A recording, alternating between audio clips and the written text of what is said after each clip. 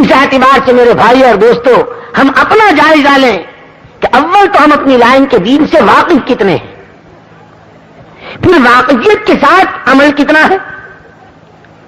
بہت سی ایسی چیزیں کھانے میں، پینے میں، پہننے میں، اوڑھنے میں، میاں بیوی کی زندگی میں بہت سی ایسی چیزیں ہیں کہ جو حرام کے درجے تک کی ہے اور ہمیں اس کا انداز تک نہیں۔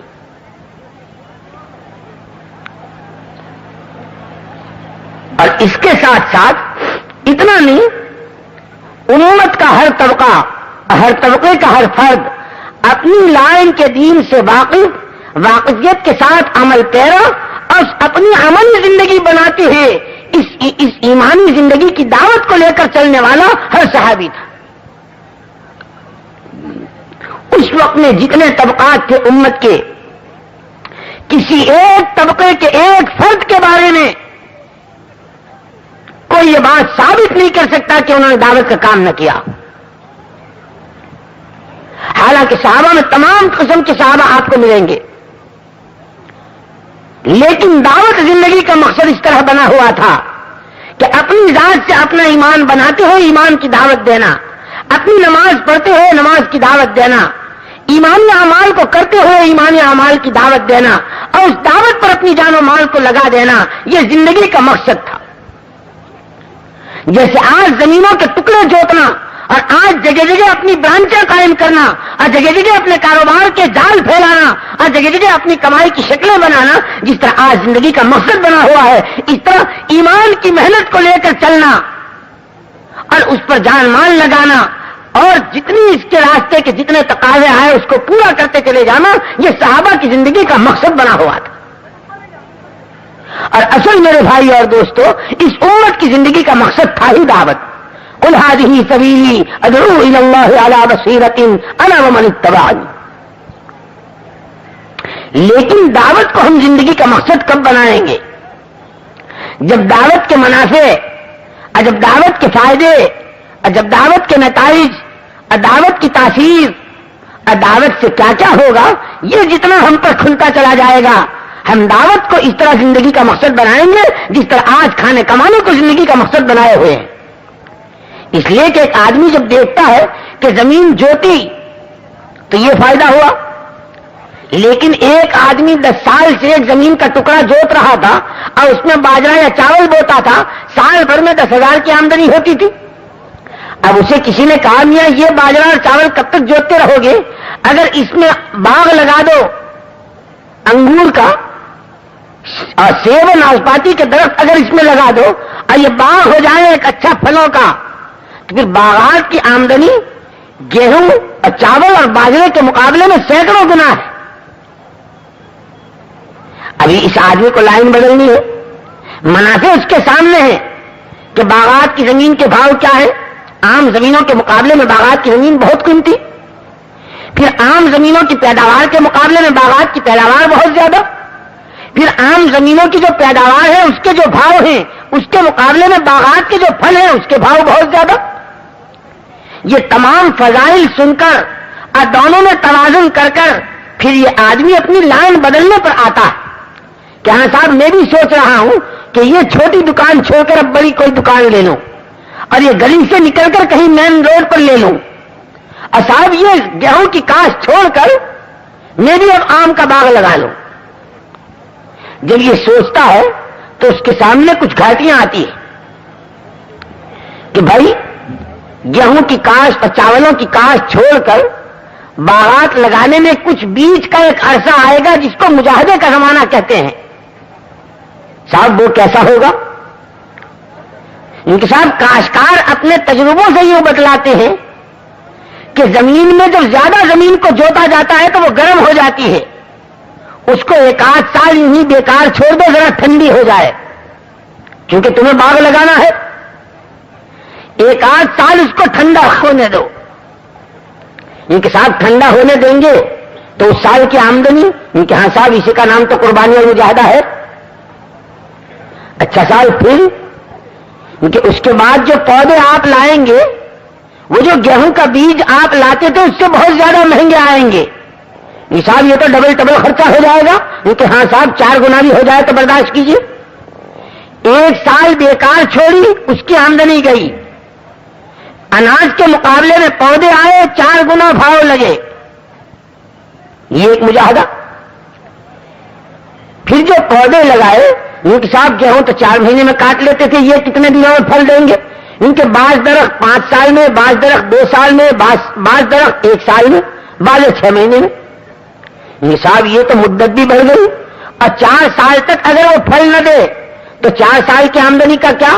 1 سال زمین بیکار چھوڑی, اس کا خرچ, اس کا نقصان. اور اس سال میں بھی بچوں کو کھلاؤ تو قرضے سے کھلاؤ اگر نہیں ہے, اور بیج کے مقابلے میں 4 گنا دام دے کر پودے لگاؤ, اور پھر ان کے درخت بن کر پھلدار ہونے تک 4 سال کا عرصہ انتظار کرو. ان 4 سال میں بھی خوب ادھار لے لے کے کھاؤ. صاحب پھر کیا ہوگا؟ یوں کہ دیکھا یہ ہے اور دنیا دیکھ رہی ہے کہ جن کے باغات کی آمدنی ہے 1 سال میں اتنی آمدنی ہے کہ جو عام کاشتکاروں کی 10 سال میں نہیں ہوتی. اگر تمہارا باغ پھل گیا اور تمہارا باغ اگر لگ گیا تو یہ جتنے بیج کے فطرت کے زمانے کے اور یہ مجاہدے کا زمانے کے جتنے قرضے چڑھیں گے اور جتنا تمہارے پر ادھار ہوگا وہ سارا ادا ہو جائے گا, اور 2-4 سال میں تم لکھپتی ہو جاؤ گے. صاحب یہ تو بہت بڑا مجاہدہ ہے. پوری لائن بدل دوں کہ بھائی اگر نفع سمجھ میں آتا ہو تو لائن بدل دو. ہاں صاحب نفع تو سمجھ میں آتا ہے, جیسے آج کل لوگوں کو سمجھ میں آتا ہے باہر جانے کا نفع. کیوں بھائی؟ باہر جانے کا نفع سمجھ میں آیا کہ لوگوں نے زمینیں بیچی, لوگوں نے مکان بیچے, لوگوں نے زمین عورتوں کے فیور بیچے, اور لوگوں نے بینک سے قرضے لیے, اور پتہ نہیں کیا کیا کیا. اور 2-2, 4-4 سال کا ایگریمنٹ. اگر تبلیغ والا 4 مہینے کو کہے کہ صاحب تم تو ایگریمنٹ کرا رہے ہو, 4 مہینے تو دینے پڑیں گے. نہیں صاحب اچھا یہاں نہیں تو وہاں کہیں 4 سال کا لکھ لو. اور عجیب بات ہے, سب خوش ہیں جب یہ گھر سے جاتا ہے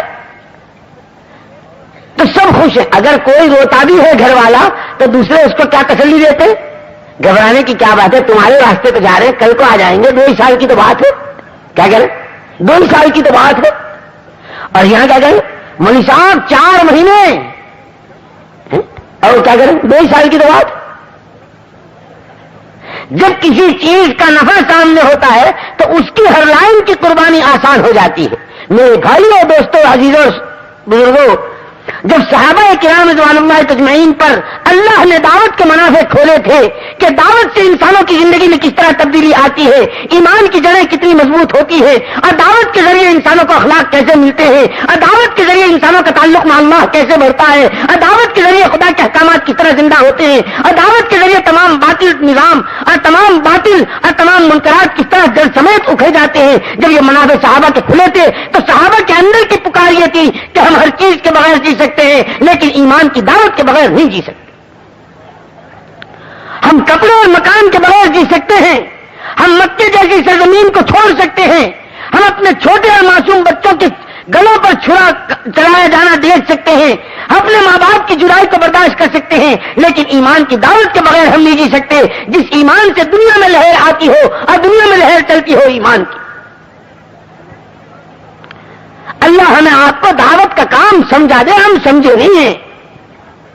ہمیں خیال ہے کہ ہم سمجھے ہیں, ہم دعوت کا کام سمجھے نہیں ہیں. اگر دعوت کے منافع اور دعوت کے ذریعے ہونے والے نفع اور اس کے فائدے اگر اتنے بھی ہم پر کھلتے جتنے ایک دکان سے ہمیں زندگیوں کے بننے کے منافع ہم پر کھلے ہیں, تو خدا پاک کی قسم ہم دعوت پر اپنی جانوں کو لگا دیتے. آپ دیکھتے نہیں, ایک چھوٹی سی پان بیڑی کی دکان, لیکن آدمی کس طرح اپنی جان لگا رہا ہے, کس طرح مال لگا رہا ہے, کس طرح شادیوں کو بھی قربان کرتا ہے کہ صاحب آج موقع نہیں, میری دکان ایسے موقع سے ہے اور آج ایک تقریب اور تہوار ہے, اس لیے میں آج دکان بند نہیں کر سکتا. اور اس لیے کہ مقصد اور ضرورت جب ان دو میں ٹکر ہوتی ہے تو انسان کا مزاج یہ ہے کہ ضرورت کے لیے مقصد کو کبھی قربان نہیں کرتا، ہاں مقصد کے لیے ضرورت کو قربان کر دیتا ہے۔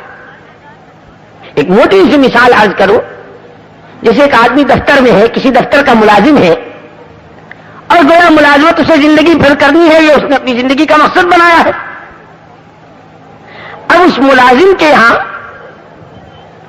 کوئی اس کا افسر آنے والا ہے، روزانہ گھر سے جانے کا وقت 8 بجے اور 10 بجے تک اسے ڈیوٹی پر ہونا، لیکن جس دن اس کی آمد ہے افسر کی، وہاں سے اطلاع ہے کہ آپ کو 8 بجے دفتر میں ہونا چاہیے۔ روزانہ کے معمول کے اعتبار سے جب 8 بجے گھر سے چلتا تھا تو 7:30 پہ ناشتہ کرتا تھا، اب 8 بجے وہاں پہنچنا ہے تو 6 بجے ناشتہ چاہیے۔ اب گھر والوں سے کہتا ہے کہ بھئی کل ہمیں 6 بجے ناشتہ چاہیے، جو بہت اچھا، مقدر کی بات دیر ہو گئی، کسی وجہ سے ناشتہ تیار نہ ہو سکا، تو اب یہ آدمی ناشتے کی وجہ سے وہاں کے حاضری کو نہیں چھوڑتا۔ گھر والے لاکھ خوشامد کر لیں کہ جی ابھی ہوا جا رہا ہے، اور منٹوں کی بات ہے کہ اب نہیں، اگر آج کی ملاقات چک گیا اور آج اگر افسر آیا اور غیر حاضری لگ گئی تو سال میرا سارا ضائع ہو جائے گا، لہذا میں آج کی ملاقات پر ناشتے کو ترجیح نہیں دے سکتا، ناشتے پر آج کی ملاقات کو ترجیح دیتا ہوں، میں ناشتے کے بغیر رہ سکتا ہوں، لیکن ان کی ملاقات میری زندگی کا مقصد ہے۔ اور ساتھ ساتھ کہہ کے جاتے ہیں اگر دیر ہو جائے تو دوپہر کے کھانے میں بھی ہمارا انتظار مت کرنا، ہم کہیں اپنا کچھ تھوڑا بہت کر لیں گے۔ جب کوئی مقصد آدمی کے سامنے ہوتا ہے تو آدمی ناشتہ قربان کرتا ہے، دوپہر کی روٹی قربان کرتا ہے، رات کا سونا قربان کرتا ہے، اور کس کس طرح کی تکلیفیں برداشت کرتا ہے سب جانتے ہیں۔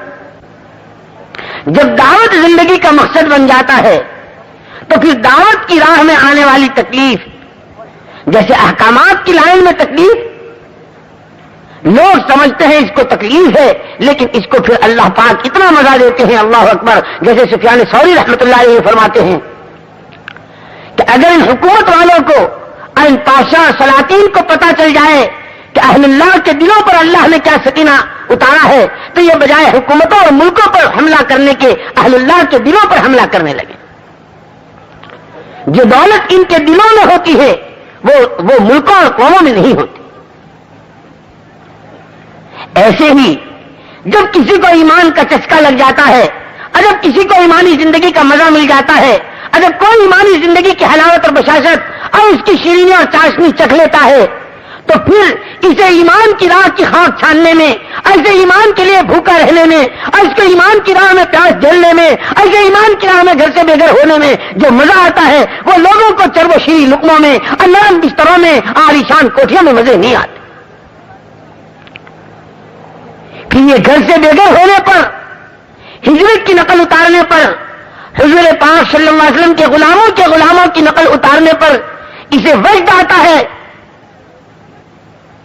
کہ اللہ یہ میری خوش قسمتی، کہاں میں اور کہاں یہ اونچا راستہ، کہاں میں اور کہاں یہ دعوت کا کام، کہاں میں اور کہاں یہ تعلیم کا حلقہ، کہاں میں اور کہاں یہ تیرا پاک نام، کہاں میں اور کہاں یہ تیرا عالی راستہ۔ کہ آدمی اپنی سعادتیں محسوس کرتا ہے۔ لوگ سمجھتے ہیں یہ بوریے پر سو گیا، لوگ دیکھتے ہیں اس نے کھانا نہیں کھایا، لوگ سمجھتے ہیں صاحب اس کے کانٹے چبھ گئے، لوگ سمجھتے ہیں اس نے غسل نہیں کیا، لوگ سمجھتے ہیں یہ تکلیف میں ہے، لیکن اس کو وہ مزہ آتا ہے جو شاہی دسترخوانوں پر کسی کو نہیں آتا ہو۔ اور یہ تاریخ کا متفقہ فیصلہ ہے، تاریخ کا متفقہ فیصلہ ہے کہ آج تک دنیا میں ایک واقعہ ایسا نہیں ملے گا کہ کسی نے اس ایمانی زندگی کا مزہ چکھا ہو اور پھر اسے ٹھوکر ماری، لیکن ایسے سینکڑوں ہزاروں واقعات آپ کو ملیں گے کہ شاہی دسترخوانوں کو چھوڑا ہے اور حکومتوں کو ٹھوکریں ماری ہے اور جنگلوں کا راستہ لیا ہے اور اللہ میں مست و مگن ہوئے ہیں اور پھر وہ واصل الی اللہ ہوئے۔ ایسے شہزادوں کے واقعات آپ کو ملیں گے، ایسے بادشاہوں کے واقعات آپ کو سینکڑوں اور ہزاروں ملیں گے۔ لیکن جیسے میں نے عرض کیا کہ اس زمانے میں اگر کوئی بھوکا بھی ہوتا تھا تو اس کی بھوک لوگوں کو چوری کا راستہ نہیں سکھاتی تھی، بلکہ اس کی بھوک میں اپنے اللہ کے حکم کو پورا کرنا انسانوں کے لیے راہ دکھاتا تھا اور انسانوں کے لیے رہبری کا کام کرتا تھا۔ جیسے ابراہیم ابن میمون کے ساتھ واقعہ پیش آیا. میمون الرشید کا وہ شہزادہ ابراہیم ایک دن بالا خانے میں بیٹھا ہوا تھا. کیا دیکھتا ہے دریا کے کنارے ایک آدمی آیا, بہت پھٹیچر حال اور میلے کپڑے, پھٹے پرانے. منظر یہ دیکھ رہا ہے کہ اس کے ہاتھ میں ایک جھولا ہے. اس نے جھولے میں سے پیالہ نکالا اور آگے دریا کی طرف بڑھ کر اس میں سے پیالے میں پانی بھرا اور کنارے پر آ کر بیٹھا. اس جھولے کے اندر سے روٹی کے سوکھے ٹکڑے نکالے اور بھگو بھگو کے کھا رہا ہے اور اس کے بعد پانی پیا. جو ٹکڑے بچے اسے جھولے میں ڈالا اور پیالے کو پی کر اس کو بھی جھولے میں ڈالا. اور یہ دیکھ رہا ہے میمون وہ ہے ابراہیم نے میمون بالا خانے سے دیکھ رہا ہے کہ اس نے پیر پسار لیے. اس منظر نے چوٹ ماری ہے شہزادے کے, دل اس کا زخمی ہو گیا اور اس نے آدمی بھیجا اور یوں کہا جاؤ فلانے آدمی سے کہو کہ تمہیں شہزادہ بلاتا ہے. اس دل جلے نے یوں کہا کہہ دو ہمارے قیلولے کا وقت ہے, ہمارے پاس موقع نہیں. قیلولہ صرف سونے کے لیے نہیں, قیلولہ حضور کی سنت ہے اور سنت میں نور ہے اور حضور کی سنت اور تابعداری ہی سے زندگی بنتی ہے. شہزادے نے پھر کہلوایا, پھر انہوں نے یہی کہا, یہاں تک کہ شہزادے نے کہا کہ جاؤ زبردستی اس کو اٹھا کر لے آؤ. یہ بیچارہ غریب پردیسی آدمی, اسے اپنی شہزادگی کا خیال, اس کے آدمی آیا اور زبردستی اس کو لا کر پیش کر دیا. ابراہیم نے میمون نے پوچھا یہ تم نے کیا کیا, یہ تمہارے جھولے میں کیا ہے کہ میری روٹی کے ٹکڑے ہیں, یہ جو تم نے کھانا کھایا کس طرح کیا کیا. اس نے کہا میری ماں ہے, بیوہ ہے اور میری ایک بہن ہے اور ان دو کے بیچ میں ہوں. ہمارے گھر کے فاقے کی حالت یہ ہے کہ دن بھر محنت مزدوری کرتا ہوں